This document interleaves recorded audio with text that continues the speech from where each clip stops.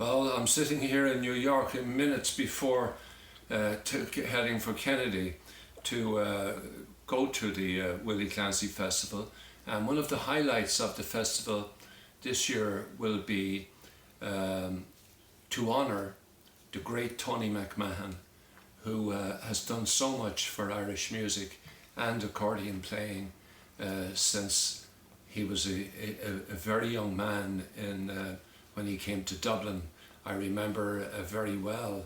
He was attending St. Patrick's College in Dublin, and during that time he was also in digs with Bridie Lafferty, the great piano player, who later played with the Castle Kelly Band. And it was in Bridie's house where there was some very notable recordings made. In particular, as far as Tony would be concerned, that's where the tracks with Joe Leary and Joe Cooley were made, and Bridie backing on piano. Tony over the years has defended the music and stood up to those who knew much less about it, and unfortunately became the target for those people. But Tony stood his ground throughout the years and was able to. He knew how to define our beloved music, and I recall one evening when my father used to take Sean and myself to the Piper's Club on 14 Thomas Street, and we'd be there early in the afternoon, and sometimes there wouldn't be much happening at all, but we'd be lucky from time to time where a great musician might be just hanging out himself.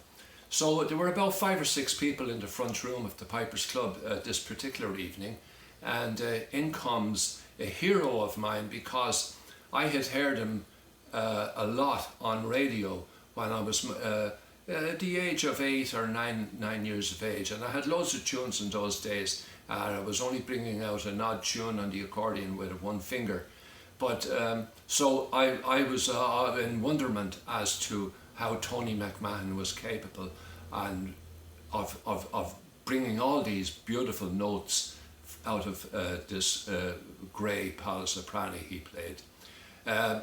That particular evening, Tony came in about a half a tube of Brylcreem in the red hair, and followed by Bridie Lafferty. Tony was attending St. Patrick's College at the time, and he was in digs with Bridie.